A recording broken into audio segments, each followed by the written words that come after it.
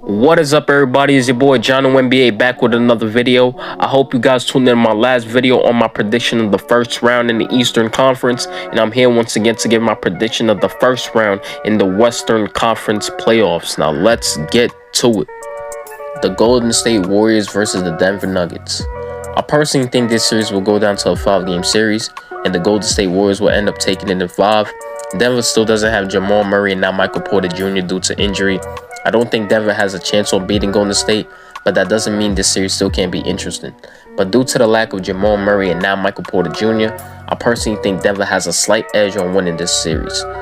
Golden State has already taken Game 1 and 2 due to Jordan Poole's spectacular 30-point game performance in Game 1 and 29 in Game 2. Man, is he special.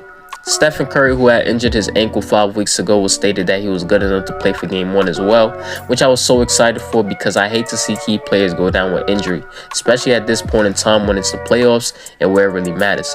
But it was really good to see him go out there and play as well. He put up about 16 points playing 22 minutes, and of course we all expected to see even better numbers from him as the series progressed, because boy did he come out balling in Game 2 with 34. Game 1 was just all a warm-up, ladies and gentlemen. And with the depth they have with the rest of the squad, I got Golden State winning this series in 5. The Utah Jazz versus the Dallas Mavericks. This would have been an interesting series if, of course, Luka Doncic was playing. Now, for those of you that don't know, Luka Doncic had gotten hurt with a calf strain before the playoffs and was ruled out for Games 1 and 2. And like I said, this would have been an interesting series if Luka was playing. Utah had already taken Game 1. Donovan Mitchell did his thing with 32 points. And of course, it may look like Utah clearly has the edge over Dallas, but the Mavericks ain't a team to ignore either. They came out smoking in Game 2. Jalen Brunson leading with 41.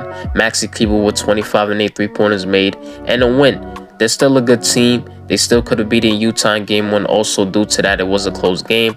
Now, we don't know exactly when Luka will be back. And if he doesn't, I'm taking Utah to win this series in 5. But hopefully Dallas can prove me otherwise.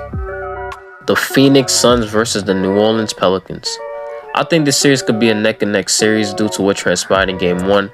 Phoenix had a good lead by the third quarter until the Pelicans had made a run to cut it by 8, but Phoenix wasn't done. Chris Paul, CP3 was just unstoppable in the fourth quarter, just taking over with 19 points, finished with 30 and 10 assists. I do feel like the Pelicans can take the Phoenix Suns to 5 to 6 games because they're not a team to ignore on both the offense and the defensive end. They're actually a good caliber team, and with the addition with CJ McCollum this past year, really gave them a big boost to make it this far in the playoffs. But I do have Phoenix winning this series in 5 to 6 games because we obviously know they're just a better team than the New Orleans Pelicans. The Memphis Grizzlies versus the Minnesota Timberwolves. This series right here, I think will be the best series in the Western Conference of the first round. And I'll tell you why. Both teams are young, gritty, hungry. Now, I do have Memphis to win this series, possibly in 6 or 7 games, but you really can't sleep on Minnesota either. I mean, it's like, who really wants the smoke? I mean, Memphis did say they wanted all the smoke, but then Cat went off for 29, Anthony Edwards with 36, so they got it now. Even though it is just 1 game, but the way Memphis played all season, they're tough as nails. But what I want to know is, what are they all about in these playoffs? As you saw from Minnesota, it's a different ball game. Everybody starts at 0-0. Minnesota is already up 1. So, all right, Memphis, do what you got to do. To quote my man Stephen A., handle your business, because Minnesota definitely wants it all. Hope you enjoyed this video, guys. Don't forget to please like, share, and subscribe. All my social media links are down in the description below. I'll definitely be back to give my prediction in the semifinals, so stay tuned.